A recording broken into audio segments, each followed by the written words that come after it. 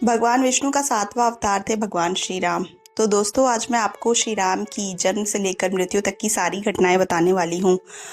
और वीडियो के एंड में मैं आपको एक ऐसी बात बताने वाली हूँ जो शायद आपको ना पता हो। तो आखिरी तक बने रहिएगा, और अगर आपको वीडियो अच्छी लगे तो लाइक, शेयर और सब्सक्राइब भी करिएगा। श्री राम के जन्म के मुख्य उद्देश्य थे रावण का अंत करना और पृथ्वी को फिर से धर्म के रास्ते पर लाना। श्री राम का जन्म अयोध्या के नरेश दशरथ के पुत्र के रूप में हुआ था और माता कौशल्या के गर्भ से हुआ था। दशरथ नरेश की 2 और पत्नियां थी जिनका नाम था कैकेयी और सुमित्रा। जब श्री राम का जन्म हुआ तो उनके साथ उनके 3 और भाई पैदा हुए थे जिनका नाम था लक्ष्मण, भरत और शत्रुघ्न। तो जब श्री राम का जन्म हुआ तो चारों ओर उत्सव मनने लगा और अयोध्या वासी बहुत ही प्रसन्न थे। जब श्री राम थोड़े बड़े होते हैं तो वो अपने भाइयों के साथ गुरुकुल के लिए जाते हैं और उनका उपनयन संस्कार करके उनको गुरुकुल भेज दिया जाता है। जब श्री राम गुरुकुल पहुंचते हैं तो वो आम शिष्यों की तरह ही शिक्षा ग्रहण करते हैं, अपने गुरु की सेवा करते हैं, जमीन पर सोते हैं और गुरुकुल और आश्रम की सफाई भी करते हैं। वो अपने भाइयों का बहुत ही ख्याल रखते हैं और उन्हें कभी माता पिता की कमी महसूस नहीं होने देते हैं। श्री राम के भाई भी उनका उतना ही ख्याल रखते हैं जितना वे अपने भाइयों का रखते हैं। तो जब श्री राम गुरुकुल में जाते हैं तो उनकी शिक्षा के लिए गुरु वशिष्ठ उनके साथ हमेशा होते हैं। जब श्री राम गुरुकुल से अपनी शिक्षा पूरी करके अयोध्या वापस आते हैं तब उनकी मुलाकात गुरु विश्वामित्र से होती है। महर्षि विश्वामित्र अयोध्या इसलिए आते हैं क्योंकि वो श्री राम को अपने साथ अपने आश्रम ले जाना चाहते हैं, क्योंकि वहाँ पर उनके आश्रम में बहुत से ऐसे राक्षसों का आतंक बढ़ता जा रहा होता है जिसकी वजह से उन्हें पूजा अर्चना करने में बहुत ही बाधा उत्पन्न होती है। वो गुरु विश्वामित्र वहाँ पर ठीक से पूजा नहीं कर पाते हैं और वो अपनी धार्मिक कार्यों को भी ठीक से नहीं संपन्न कर पा रहे होते हैं। तो वो श्री राम की मदद मांगने आते हैं क्योंकि वो जानते हैं कि श्री राम ही ऐसे व्यक्ति हैं जो ऐसे राक्षसों का अंत कर सकते हैं। तो जब विश्वामित्र राजा दशरथ से श्री राम को ले जाने के लिए आज्ञा मांगते हैं तो राजा दशरथ मना कर देते हैं और वो बहुत ज़्यादा आनाकानी करते हैं। लेकिन थोड़े समय बाद वो मान जाते हैं और श्री राम उनको आ जाने की आज्ञा भी दे देते हैं। जैसे कि आप जानते हैं कि लक्ष्मण हमेशा श्री राम के साथ रहते हैं, तो वो भी उनके साथ चले जाते हैं। श्री राम और लक्ष्मण महर्षि विश्वामित्र के आश्रम पहुंचते हैं तो वहाँ पर राक्षसों का आतंक फैला होता है। तो वो ताड़का, सुबाहु और मारीच जैसे राक्षसों का अंत करते हैं। उसके बाद जब श्री राम अपने रास्ते चलने लगते हैं तो वो माता अहिल्या की मूर्ति देखते हैं। तो वो विश्वामित्र से पूछते हैं कि ये किसकी मूर्ति है। तभी विश्वामित्र उन्हें बताते हैं कि ये माता अहिल्या है और इनके पति ने श्राप दिया होता है, इसलिए ये पत्थर की मूर्ति में बदल गई होती हैं और ये नारायण की प्रतीक्षा कर रही होती हैं कि जब नारायण आएंगे तो इनका उद्धार होगा। तो जैसे ही श्री राम अहिल्या को छूते हैं उनका उद्धार हो जाता है। वो फिर से एक पत्थर की मूर्ति की बजाय एक इंसान के रूप में परिवर्तित हो जाती हैं। जैसे ही श्री राम आगे बढ़ते हैं उनकी मुलाकात राजा जनक से होती है। वो मिथिला जाते हैं और वहाँ पे सीता जी का स्वयंवर आयोजित होता है। जैसे ही वो मिथिला पहुँचते हैं वो देखते हैं कि माता सीता का स्वयंवर आयोजित है और सामने एक शिव धनुष रखा हुआ है और एक बहुत बड़ी सभा बैठी हुई होती है। तो स्वयंवर की शर्त होती है कि जो भी शिव धनुष तोड़ेगा माता सीता का विवाह उनसे ही होगा, परंतु कोई भी शिव धनुष नहीं उठा पाता है। तब विश्वामित्र श्री राम को आज्ञा देते हैं और वो उनकी आज्ञा लेकर ही शिव धनुष को उठाते हैं और उसको तोड़ देते हैं और उनका विवाह माता सीता से हो जाता है। उस समय भगवान विष्णु के 6ठे अवतार परशुराम भी पृथ्वी पर मौजूद थे और वो जैसे ही शिवधनुष टूटने की आवाज़ सुनते हैं वो आकर मिथिला में देखते हैं कि ये शिवधनुष कैसे टूटा। तो वो जब आते हैं और देखते हैं कि शिवधनुष को किसी ने तोड़ दिया है तो वो बहुत ही ज़्यादा क्रोधित हो जाते हैं। बाद उनकी बहस लक्ष्मण से होने लगती है, पर श्री राम बहुत ही शांतिपूर्वक और बहुत ही सटीकता से जवाब देते हुए उनका गुस्सा शांत करते हैं। तब जाकर परशुराम को पता चलता है कि ये श्री राम कोई और नहीं बल्कि नारायण के अवतार हैं। तो वो वहाँ से चले जाते हैं।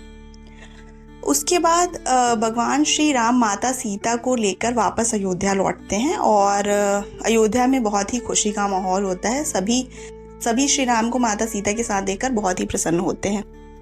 उसके थोड़े समय बाद राजा दशरथ ये सोचते हैं कि अब वो श्री राम का राज्याभिषेक कर देंगे। पर ऐसा होता है कि जब वो श्री राम का राज्याभिषेक करने जाते हैं तभी माता कैकेयी को ये बात अच्छी नहीं लगती है और वो चाहती हैं कि भरत का राज्याभिषेक हो बजाय कि श्री राम के। तभी माता कैकेयी राजा दशरथ से 2 वचन मांगती हैं जो राजा दशरथ ने माता कैकेयी को बहुत सालों पहले दिए होते हैं। तो सबसे पहला वचन वो मांगती हैं वो होता है कि भारत का राज्याभिषेक और दूसरा वचन राम को 14 वर्ष का वनवास। तो राजा दशरथ ये वचन देना नहीं चाहते हैं पर वो अब वचनबद्ध होते हैं और वो बहुत ही मजबूर होते हैं, इसलिए उन्हें ये वचन देना पड़ता है और वो बहुत ही विलाप करते हैं, रोने लगते हैं जब उनको ये लगता है कि श्री राम उनसे 14 वर्षों के लिए दूर हो जाएंगे। तो जब ये बात श्री राम को पता चलती है तो श्री राम उनसे पूछते हैं कि क्या वजह थी कि आपने मुझे नहीं बताया। तो माता कैकेयी बताती हैं कि 14 वर्षों का वनवास और भरत का राज्याभिषेक। तभी श्री राम बोलते हैं कि इतनी सी बात थी तो आप मुझसे आके कह देती, मैं आपकी बात मान जाती। के बाद ही भगवान श्री राम वनवास के लिए निकल जाते हैं और उनके साथ माता सीता और लक्ष्मण भी निकलते हैं। तभी जब वो वनवास के लिए निकलते हैं तब वो जाकर पहले तो दंडकारण्य में रुकते हैं, दंडकारण्य के वनों में, और वहाँ पे जितने भी राक्षस होते हैं उनका अंत करते हैं। उसके बाद से थोड़े समय बाद भारत को और पूरी अयोध्या की प्रजा को उनका पता चल चुका होता है कि वो दंडकारण्य के वनों में छुपे हुए हैं। जब भगवान राम का पता सभी अयोध्या वासियों को चल चुका होता है तो वो पंचवटी के आश्रम में चले जाते हैं। जैसे ही श्री राम पंचवटी के आश्रम में श्री राम, माता सीता और लक्ष्मण के साथ होते हैं। वो पंचवटी के आश्रम पहुंचते हैं उसके थोड़े समय बाद ही उन्हें एक सोने का हिरण दिखता है और माता सीता उस हिरण को देखकर बहुत व्याकुल हो जाती हैं और वो श्री राम से बोलती हैं कि आप इस हिरण को जाकर मेरे लिए पकड़ के ले आइए। तो जैसे ही श्री राम उस हिरण को पकड़ने जाते हैं वो उन्हें बहुत दूर ले जाता है और वो हिरण एक मायावी हिरण होता है जो कि रावण का मामा मारीच होता है। तो जैसे ही श्री राम उस हिरण को एक तीर मारते हैं वो हिरण मारीच के रूप में बदल जाता है और वो लक्ष्मण और सीता बहुत तेज से चिल्लाने लगता है। उसकी आवाज़ सुनकर ऐसा लगता है कि श्री राम लक्ष्मण और सीता के लिए पुकार रहे हैं। इसके बाद माता सीता बहुत ही परेशान हो जाती हैं और वो श्री राम को भेजती हैं कि वो अपने भाई को देख कर आए और देख कर आए कि सब कुछ ठीक है या नहीं। तो लक्ष्मण जब श्री राम को देखने जाते हैं तो वो एक लक्ष्मण रेखा बनाकर जाते हैं कि माता सीता इसी में रहें और वो इसके बाहर ना निकले। वो माता सीता को सख्त आदेश देते हैं कि आप कुछ भी हो जाए इस लक्ष्मण रेखा के बाहर मत निकलिएगा। ऐसे ही लक्ष्मण श्री राम को ढूंढने जाते हैं। रावण वेश बदलकर चला आता है और वो बहुत ही सारे पैतरे अपनाता है और अंत में बहुत कोशिशों के बाद वो माता सीता को लक्ष्मण रेखा से बाहर आने के लिए मना लेता है। जैसे ही माता सीता लक्ष्मण रेखा से बाहर आती हैं वो उनका अपहरण कर लेता है और उन्हें पुष्पक विमान से लंका लेकर चला जाता है। जब रावण उन्हें लंका लेकर जा रहा होता है उसे रास्ते में जटायु मिलते हैं और वो माता सीता को रोकने की बहुत कोशिश करते हैं पर रावण नहीं मानता है क्योंकि वो बहुत ज़्यादा शक्तिशाली होता है। तो जटायु उसका कुछ नहीं बिगाड़ पाते हैं और वो माता सीता को ले जाकर लंका में रख लेता है, उन्हें बंदी बना लेता है। जब श्री राम को ये बात पता चलती है जटायु से कि उनका अपहरण हो गया है और रावण उन्हें लंका लेके गया है तो वो इसके संदर्भ में जाकर बाली, सुग्रीव और हनुमान से मिलते हैं। तो जैसे ही वो हनुमान से मिलते हैं वो हनुमान को आदेश देते हैं कि आप लंका में जाकर देख के आओ कि माता सीता कहाँ हैं और वो ठीक हैं या नहीं। तो हनुमान जी जाते हैं लंका में और माता सीता को देख कर आते हैं। माता आकर बताते हैं कि माता सीता बिल्कुल ठीक है पर वो बहुत ही ज़्यादा दुखी हैं। तभी श्री राम रावण के पास हनुमान जी को और अंगद को शांति दूत के रूप में भेजते हैं कि जाओ और रावण से पूछ लो कि वो अब भी युद्ध रोकना चाहता है तो रोक सकता है और वो मुझसे क्षमा मांग ले और माता सीता को वापस कर दे। पर रावण उनकी बात नहीं सुनता है और वो युद्ध करके माता सीता से विवाह करना चाहता है। राम ये बात सुनकर बहुत व्याकुल हो जाते हैं और वो लंका के लिए निकल पड़ते हैं। तो वो सुग्रीव की मदद से और नल और नील की मदद से वो एक बहुत ही बड़े सेतु का निर्माण करते हैं जो कि भारत से लेकर लंका तक को जोड़ती है। तो जैसे ही श्री राम लंका पहुंचते हैं, वहाँ पर वो मेघनाद और अक्षय कुमार से लड़ाई करते हैं और उनका अंत कर देते हैं। आखिरी वो सारे राक्षसों का, जैसे कि कुंभकर्ण और अन्य राक्षसों का वध करते हैं और आखिर में वो रावण को भी मार देते हैं। श्री राम के पूरे वंश को बर्बाद कर देते हैं और उनके घर में सिर्फ औरतें ही बची होती हैं, जिसमें कि एक मंदोदरी होती है। रावण को मंदोदरी ने भी समझाया होता है कि आप जो कर रहे हैं वो बहुत बड़ी गलती है और आप माता सीता को श्री राम के पास वापस कर दे, क्योंकि आप जिसे एक मामूली इंसान समझ रहे हैं वो कोई और नहीं, नारायण का रूप है।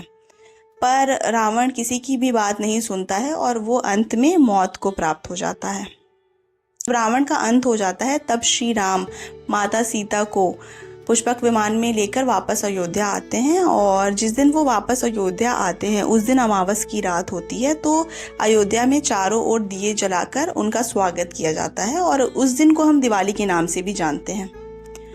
पर थोड़े ही समय बाद जब माता सीता अयोध्या में रहने लगती हैं और अयोध्या में सब कुछ ठीक हो जाता है, तभी अयोध्या की प्रजा माता सीता के चरित्र पर शक करने लगती है और वो उन पर भरोसा नहीं कर पाती है कि वो सच में पवित्र है या नहीं। इस अयोध्या में अफवाहें उड़ने लगती हैं कि माता सीता रावण के आश्रम में 1 साल रह के आई हैं, तो उनका चरित्र साफ नहीं है। तो श्री राम अपने प्रजा की बात सुनकर माता सीता को फिर से वनवास के लिए भेज देते हैं। जब माता सीता वनों में रहने लगती हैं तो वो लव और कुश को जन्म देती हैं और उन्हें सब कुछ बताती हैं कि अयोध्या से निकलने के बाद उनके साथ क्या क्या हुआ और उन्होंने वनों में अपना जीवन कैसे गुजारा। तो एक दिन श्री राम सूर्य यज्ञ कर रहे होते हैं और उन्हें पता चलता है कि उनके घोड़े को 2 बालकों ने पकड़ लिया है। तभी वो उन दोनों बालकों को बुलाते हैं और उनसे पूछते हैं कि वे कौन हैं। जब लवकुश बताते हैं कि वे माता सीता के पुत्र हैं और उन्हें जब माता सीता वन गई होती हैं वहां से लेके घटित हर एक घटना के बारे में बताते हैं। तो श्री राम माता सीता से जानना चाहते हैं कि लव और कुश क्या सच में उनके पुत्र हैं। तभी माता सीता बोलती हैं कि अगर ये बात सच है तो अभी धरती फट जाए और मैं इसमें समा जाऊं। उसी वक्त धरती फट जाती है और माता और सीता उसमें समा जाती हैं। तो ये देखकर सभी दंग रह जाते हैं और सभी बहुत दुखी भी होते हैं। श्री राम इस दृश्य को देखकर बेहद दुखी होते हैं। उसके बाद थोड़े वर्षों बाद ही श्री राम अपना राजकाज लवकुश को सौंप देते हैं और वो खुद सरयू नदी में समाधि ले लेते हैं। तो ये रही मेरी आज की वीडियो और दोस्तों, आशा है आपको मेरी आज की वीडियो अच्छी लगी होगी। तो अगर आपको वीडियो अच्छी लगी हो तो लाइक करिएगा, शेयर करिएगा और चैनल को सब्सक्राइब करना भी मत भूलिएगा। धन्यवाद।